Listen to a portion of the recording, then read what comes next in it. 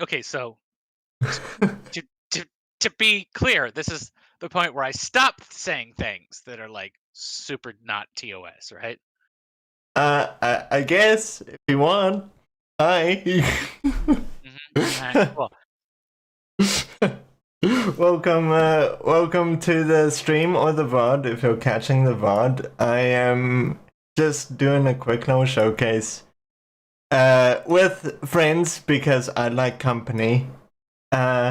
Misery likes company, and apparently I'm miserable, And sad all remember, the time. don't do drugs.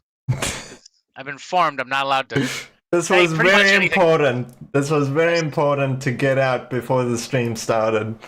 exactly. I've been informed that my job is to only tell you to not do drugs. Don't do them. They're bad for you. Or, as anybody could tell you, too expensive. but as a replacement, you know what's better than drugs? Cake, coffee, sugar in general, carbohydrates, Video games. saturated fats, salt, crunchy potato chips. I mean, there's a Money. long list. Oh, money's good. Money crates. Yeah, money crates, why not? Just break all the money crates and you never need drugs. Remember, kids, just smash things with baseball bats, and you'll get money that you can then spend on things you like. Don't do that. Seriously, I'm not joking. Don't do that. That is not going to help you through life. People will only become irritated with you. My goodness. So yeah, last stream I was trying to work on the money aspect of the system, and I figured it out, sort of. And now I've got money that I can use. I'll get another good. Actually, let me bump up the area of effect here to get a real nice show off of it. Where's my area of effect? Here.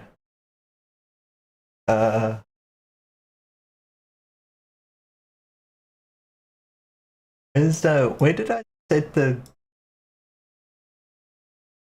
Hang on, now I can't remember where the heck I set the default.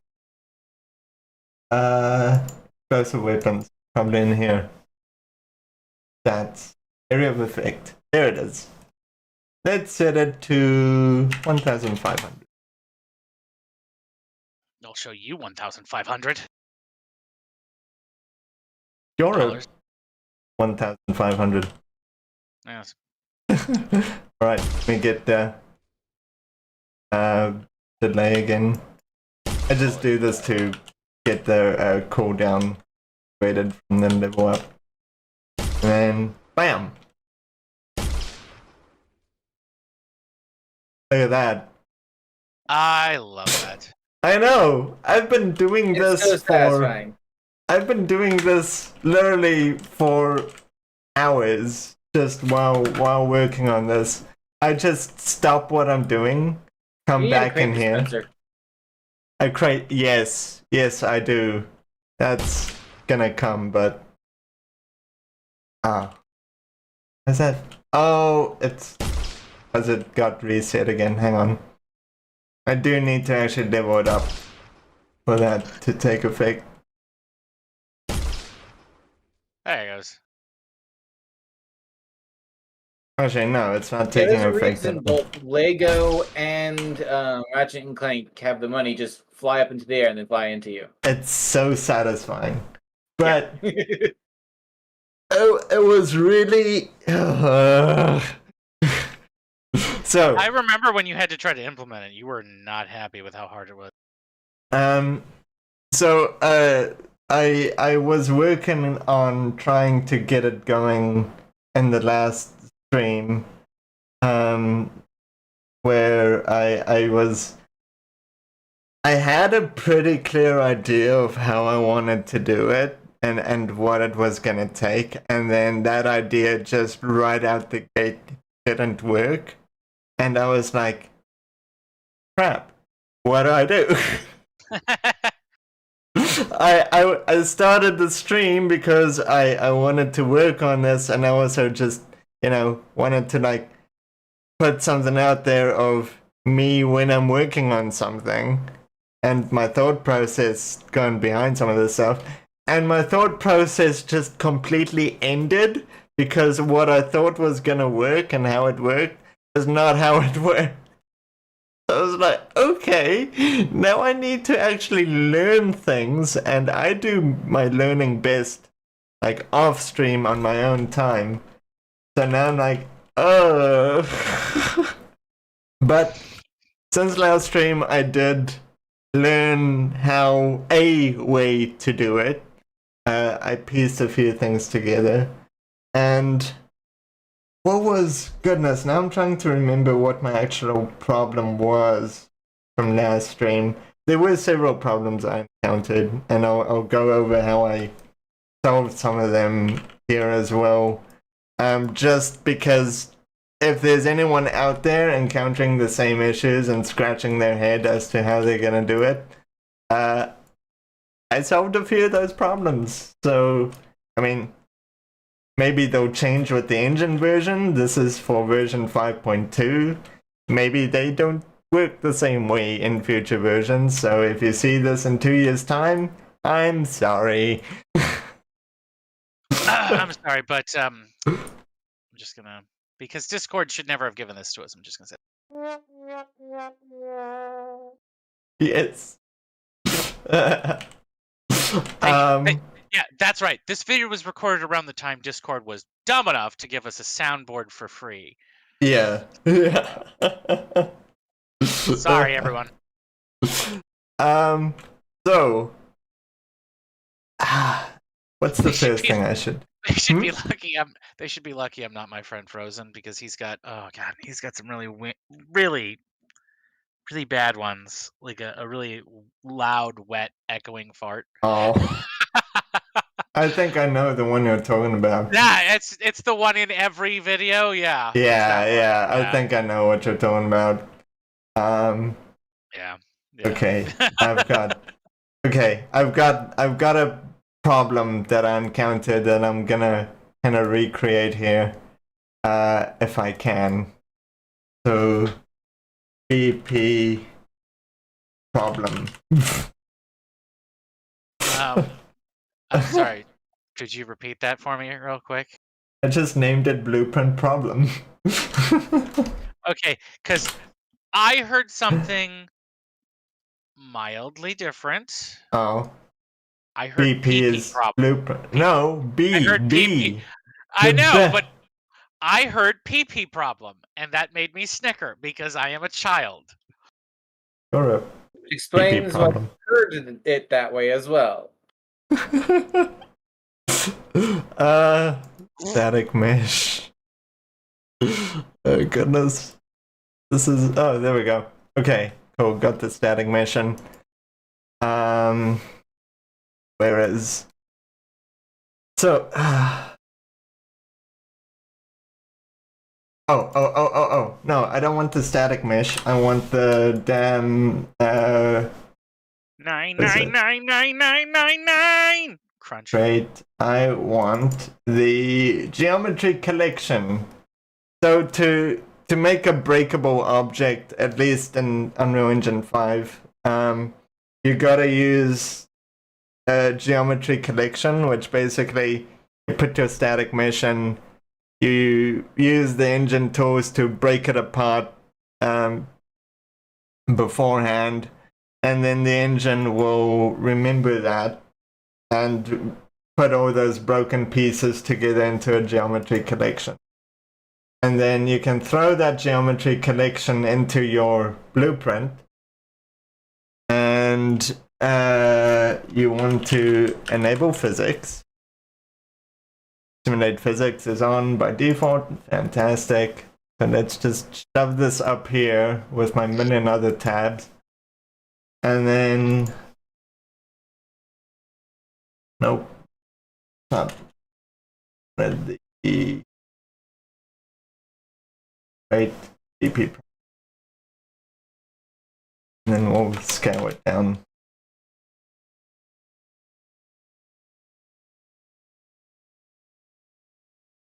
So let me just simulate this. There we go. So you see it drops down, and if I play it and select the viewport, I can go and push it around. Now this is fine, and then I can even... This should work. Yes, okay. I can break it out the gate. So that is seemingly fine, but always not as it seems, because this is actually really easy to demonstrate just by moving it really up and then clicking simulate. Pay attention to this directional gizmo here, because that's going to make the problem very clear. Simulate. Down, directional gizmo stays. Why is that important? Because it is. So, this directional gizmo always stays on the root of the object. The actual true location of the object. This is fake. This crate down here is fake. This is where the actual object is located. Meaning, if you want to spawn anything on that crate, say money, it's gonna spawn up here. If you break it down here, the money is gonna spawn up here. And there's no way that I could find to actually get the location of this crate. It always returns the world location that's sitting up here. The So, object like- knows where it is, because the object knows where it isn't. So this was a big problem, because my idea was, I don't just want to have a bunch of money inside the crates all the time. That's stupid. Like, the crates are empty. They have to be empty, especially for physics stuff. If you've got physics objects of money rattling around in there, it's going to cause all sorts of havoc, and not to mention, it's not going to be very good for your computer. So the money has to be spawned in when the crate is destroyed. There's, like, it's gotta be, pretty much. If you don't know where the crate is, its orientation and rotation and all that jazz, then you're not gonna spawn it in the right place. So that's the problem I encountered was, well, one of them was, I don't know where the hell the crate is when it's getting destroyed. Purely for geometry collection. So I did another test. I was like, wait a minute, didn't I see this working somewhere else? And I did. So this is one of the monies. Just a little cube with a texture on it. This is what gets spawned when the crate gets destroyed. And this actually has physics on it as well. But if you'll notice... Okay, bad example. Why did that not work? Hang on. Now I'm on a different track here. I'll check that out later. What I'll do is I'll recreate it in here though. Create problem. So, remove the geometry connection and we'll just go with the basic static mesh now. And then we'll give the static mesh 6. And we'll see the mass of it.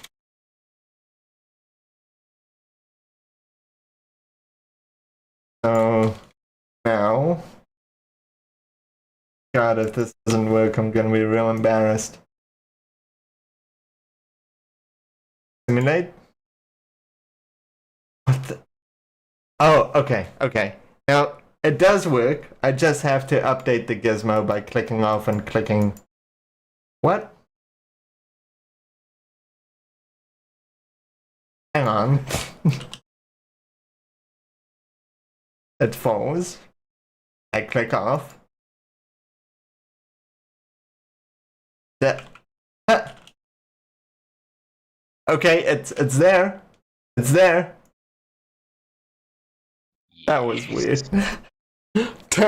don't mind that. So what does happen is I'll move it. I'll click off, and the gizmo will update. I don't know why it's kind of doing that weird thing where it doesn't always update. That's weird, but it does update, quote unquote. Meaning the location. There you go. The location of this crate is known at all times. It doesn't matter how you push it around. The viewport. I can push this around, just shove it around, pick it way over here, and then I can pop out, pause,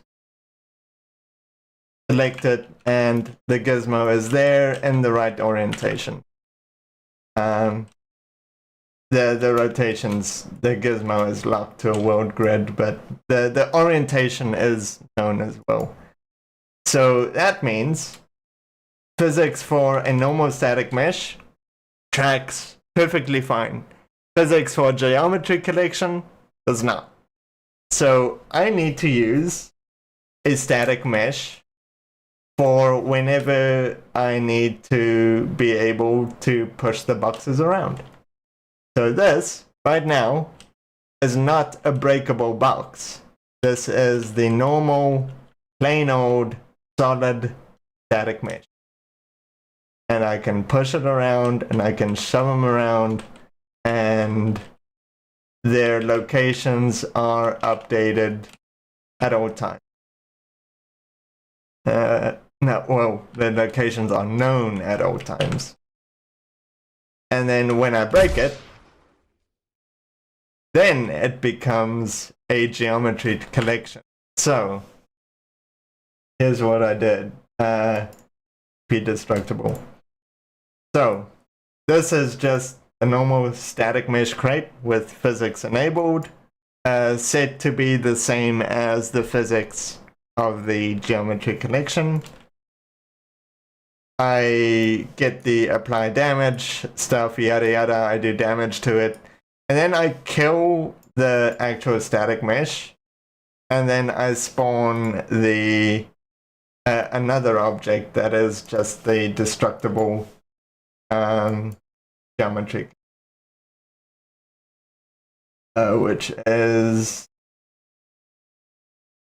where did I put it? Oh, I put it in, yeah, money spawner. So my money spawner is the geometry collection.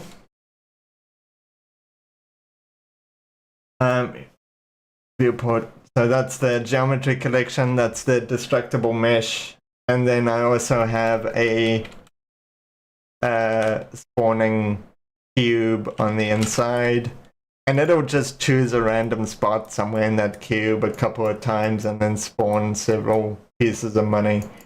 But essentially the static mesh gets destroyed, it spawns this in its place, this then gets immediately blown to pieces and spawns money.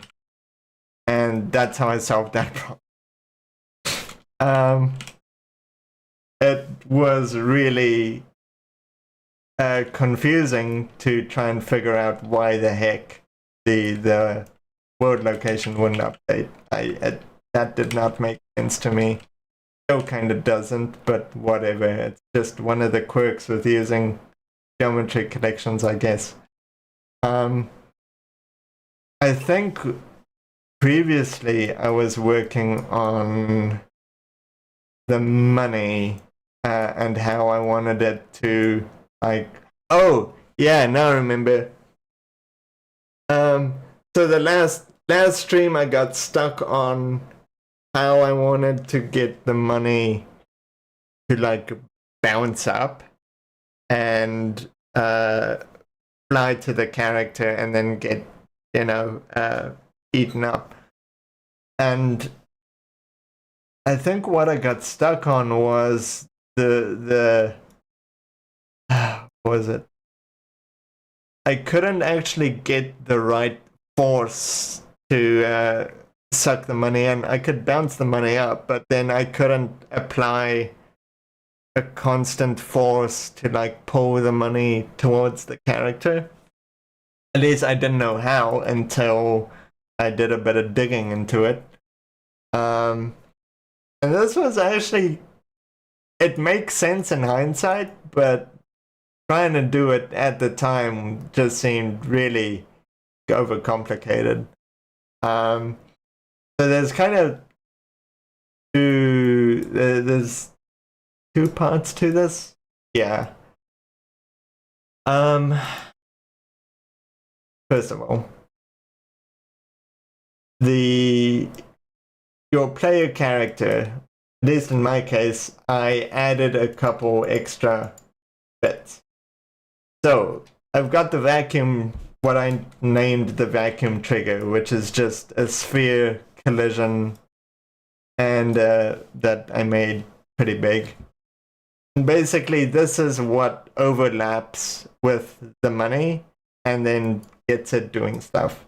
So event actor begin overlap on the money, and this is what triggers that. It's purely there to trigger actions. It doesn't do anything.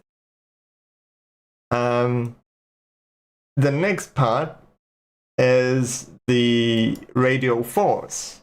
Now this I made absolutely massive. Way out here. Even further. Here we go. So I just made a huge radial force, and basically anything inside this radius that it can interact with, and that's the key point, that it can interact with. Anything inside the radius will get velocity put on it towards the player character, towards the center, which in this case, character. So the trick was, in that case, to set up a completely separate collision type specific for the money, so that actually there's two collision types. I'll show that here.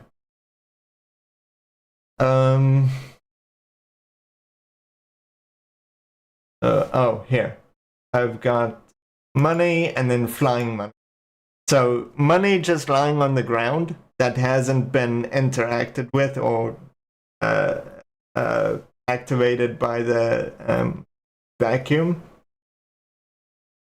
It just has the normal money collision, which means it blocks pretty much most things and just kind of lies on the ground and does nothing. When the only thing it can actively interact with is the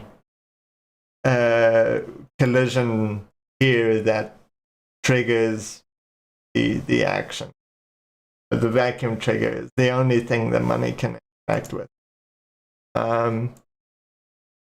When it does interact with the trigger, I set its collision type to a different kind, which is flying money. Didn't know what else to call it, and the money goes flying. Why the heck not? So here in the event actor begin play, we give it a bit of a kick upward so it bounces up into the air. We leave it hanging in that animation for 0.7 of a second, which I think is a pretty good time. That's why when you see it flying up, it kind of takes a second before it moves towards you. So it bumps up and then flies towards you after that. So that's where this delay comes in. And then after the delay, I set the collision type to flying money, and then it immediately gets affected by the vacuum, the radial force here, and then gets pulled in towards the center, which is the character. And I sent a collision and all that jazz as well. But yeah, that's how I get the money to then get pulled in. And then once it gets pulled in towards the character, I have another collision object here. And then that just deletes the money and does all the math for, doing all the adding up of the total and stuff, which I do here. So when this vacuum target is an overlap event, then we get the money value and add it up and yada yada yada, blah blah blah, do a lot of math. Well, not a lot of math, but math. Expert explanation. Thank you. I rehearsed it for like 3 weeks. Very impressive. Yeah. Yes. So, and then the other thing, this is the last sort of thing I want to showcase, is so that covers the box itself, that covers the money, and now I also want to show the actual UI element that I put up. So you probably noticed, but I'm going to point it out anyway, that there's a number that pops up on the right side. And it adds up the money you collect for a certain period of time. And then it adds it down into the total. And you also see that there's the money that's being collected for the period of time stays green, but then it also kind of flashes a little bit. And then when it adds to the total, then the total flashes green and the number goes up and all that. Which I think is just really nice. A bit of visual feedback there for it. Let me go to where that gets done. I think I put that in character user interface. So this is the last thing I was working on before. It's all just hidden now by default. This was kind of annoying to try and figure out because I have two sets. I have the HUD, which is like the overall main screen that's overlaid, and that's got the crosshairs and the enemy card and stuff, the enemy information at the top. So that's all controlled by the HUD. It's the only thing active. But then the HUD contains all the other UI elements,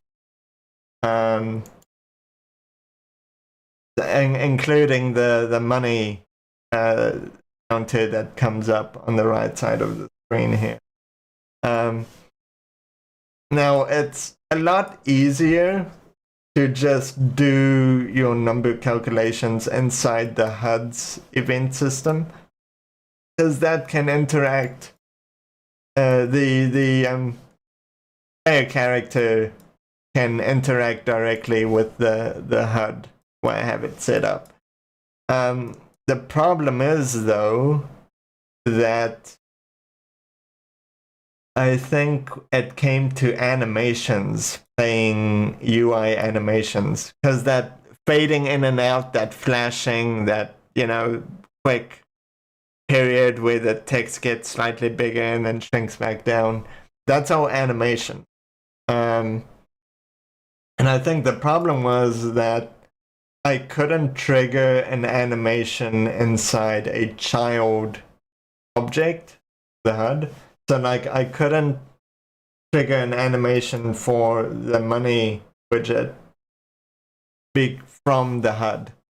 So if I wanted to take this money widget and say play animation, and then I got what animations do I have here again? Let's say update money. Go back to the HUD. Get update money. So that's the animation. Then I want to say play the animation, and then just do that. This apparently doesn't work. It won't play that animation. At least from what I could tell, there's nothing I could do to get that to actually work. Just Control Z in case I accidentally clicked on anything else. There we go. So I could only play the animation inside the money widget itself. So I've got the HUD taking all the information from the player character. So that's every time we collect a piece of money, do the math for it, and we update the HUD, and we also put through the collected money. So that's the green number that updates regularly. And then the total money, which is all of the money put together. That's in your inventory. Not sure if I want to change that a little bit. No, that'll be fine. Anyway, so yeah, we get the collected money and the total money. We pass that through to the HUD, and then the HUD just passes it through right to the money widget. And then here we add it together, get the total money, and we just store them in variables to be used later. And then we play the animation. And this is where I had to get a little bit tricky with it as well, because even though it's a very short amount of time, there is a delay that comes into play, because if you play the animation, actually, this might be simple to demonstrate. I'll collect some money. So if you see, there's that. What would be a good one to explain it with? At the end of the money collection period, where it, the money you collected falls down into the other number at the bottom, and it does that little flash. Let me see if I can get a good shot of it. So right there, where it falls down, and it's subtle, but there is a delay that comes into play, because if you collect a piece of money again, if you split those parts into separate animations, and that animation starts playing, but then while it's playing, you collect another piece of money, that animation doesn't get reset. So what happens is you've got the total updating, but the number it showed for the number of money collected wasn't correct, because when the total updated, there was 1 or 2 extra pieces of money in there, so there's a bit more in there now. But while the animation was going, those didn't exist, so I didn't have time to update that number. I don't know if that made any sense. Point is, in some cases, and it happens pretty often, the numbers don't line up, because that small delay in specific places is enough to make it look weird. So I couldn't just break everything up into separate animations, because those animations would not get it. It would be a huge mess to try and work with. So I believe I've only got these 2 animations that are driving most of it. I've got this third one, fade in, which is, it doesn't get called very often, so that's not a big problem. But I've got 2 animations. And the reason why I've got 2 specifically is because this one, where is it? I'm not sure if it's going to show because it's probably hidden.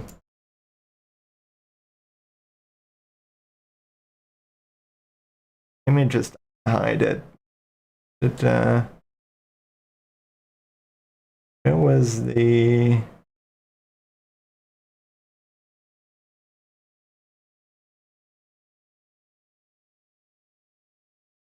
visibility? Here it is. I think that's it. Yeah, that's what I want to see. Okay. All right, so this is the quick flash animation.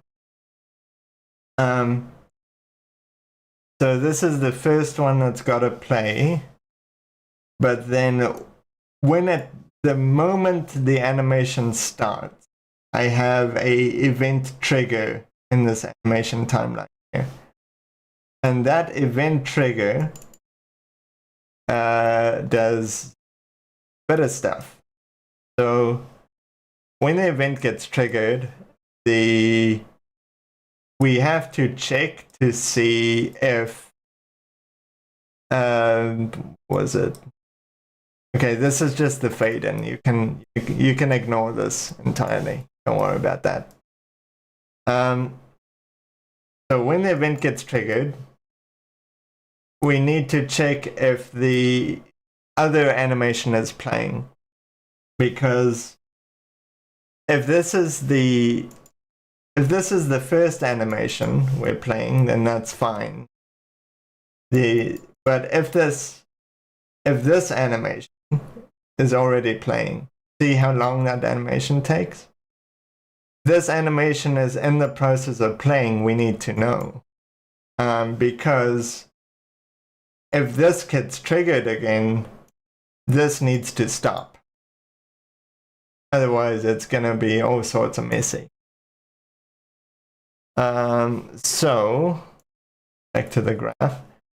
So we find out if the clear money collected animation is playing. That's the second longer one. If it's not playing, then we're fine. We just go through to setting the text and all that jazz and go on with our day. If it is playing, though, we need to stop the animation, then set the text, and then go forth with restarting it. And there's that 2-second delay in there, which is why it flashes, stays there for a little while, and then falls down and updates the second number, is from that 2 seconds in there. So if anything, and this is a retriggerable delay, so that means if another event comes in here and this is active, then it just resets. So like, if we get a bit of money, it flashes, it updates the green number, and then we get a bit more, it'll flash and update the green number. This will keep re-triggering over and over until there's 2 seconds of uninterrupted wait time. And then we'll start playing that animation, and of course that other animation adds like another second where stuff can happen. So that's why we need to find out, is that animation playing? If it's not playing, we're fine, but if it is playing, we need to stop it and then update everything and then restart it again from the beginning. And that's why we get what you see here. I just need to fix it, otherwise I'm gonna forget. Canvas panel, window opacity.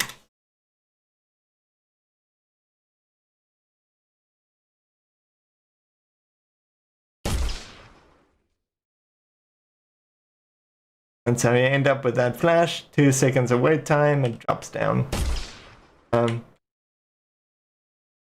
And then I'll see if I can like really try and interrupt it. Gotta collect a bunch at varying times.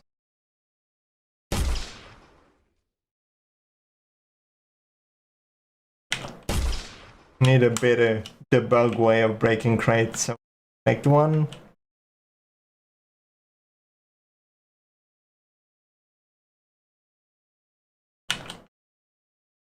See that? See that? I got the number to update right. Well, I mean, maybe you didn't see. Actually, that might have been might have been a bit too fast to catch. But I did get the number to start updating while that animation of the money falling down was playing. The number falling down was playing. And like before, when that happened, the numbers just completely didn't line up at all. So it just basically makes sure that everything gets reset back to 0 if anything happens in that line of execution. If anything happens, then the whole process gets reset and starts over again, but keeping the same information hidden.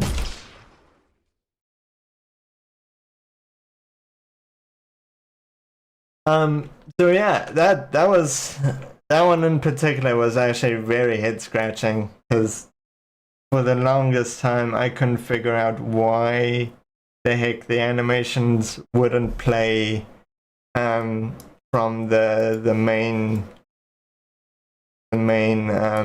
HUD element. And yeah, it just seems like, at least in my experience, they don't play. If you try and pull an animation from a child, it doesn't play. So put a custom event in there to trigger your animation and should be fine. And yeah, that's how I made the that's how I made the destructible crates. Now, that was a lot of talking, and I probably talked a hole in your heads. But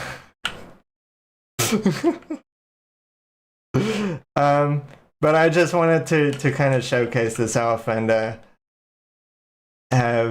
get your thoughts as well on what you think, because now that the sort of blabbering and talking about the little nitty-gritty details for anyone who's watching and interested for them are, what do you guys actually think? Like this, this is the first time I'm actually showing the sort of complete thing off for you.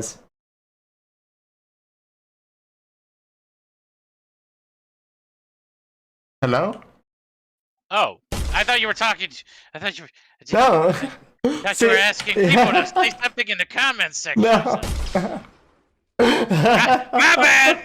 No, that's I understand why. I completely understand why you thought that, because that was just literally like 35 minutes of me talking. Just entirely just blabbing. So yeah. Well, I mean, I don't really have much to say because I barely understood half of what you were saying. Oh yeah, Actually, I don't even think I understood half of what you were saying. Ignore the technical mumbo jumbo, because I only wanted to go through that for anyone watching who is trying to do something similar and is encountering these issues. But ignoring all that, like, I'm pretty proud of this effect, and how the crates are able. What do we make the money into? Oh, now that's one of the things I definitely have been putting some thought into. I wanted to get money system going first, but you'll have to wait and find out what I do with it in the future, I guess. I have some ideas. I don't know how it's gonna work. Used earplugs. Used earplugs? Why? I don't know. It's gross. Yeah, that's. I know it's gross. Yeah, it's the whole reason. That's all I I want to got. see if I can recreate a silly little thing I did. But yeah, looking back, this didn't actually take as much time as I thought it would to figure all this stuff out, but it still felt like a friggin' eternity. Eternity. How did I?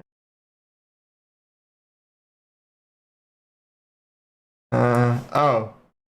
And oh, that's the upgrades. This is where I wanted to be. Jeez. Sorry. Talking to myself again. I need to fix this before I forget.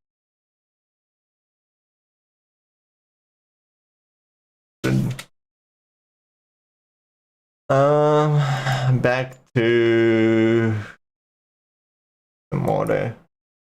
The area of effect. Battle again. This is why it was because I changed the wrong number. Now let me just get that. Oh, there it is.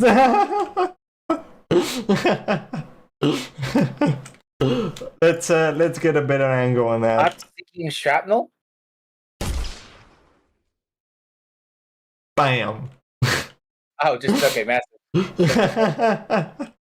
That is a very large circle. One sort of funny thing. I didn't actually talk about this, but one funny thing that happens is if I do it right, I can get the money to orbit me. I did put a fix in it, so at best you'll probably just like catch the shadow of it. Maybe you can catch it on screen. I did put a workaround where after a certain period of time, if the money isn't collected, it'll just stop its velocity and reset. So then it's much easier to get pulled into the center of mass.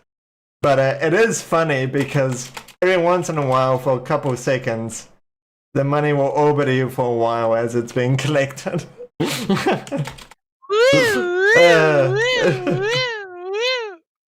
I don't know if I'm gonna need to think up a better way of dealing with it, but I find it pretty funny. So if it becomes a problem, I'll deal with it in a different way. But for now, it's good enough. It is kind of hard to do though. Doesn't always. It'll probably be quite regular normal gameplay, but there it goes.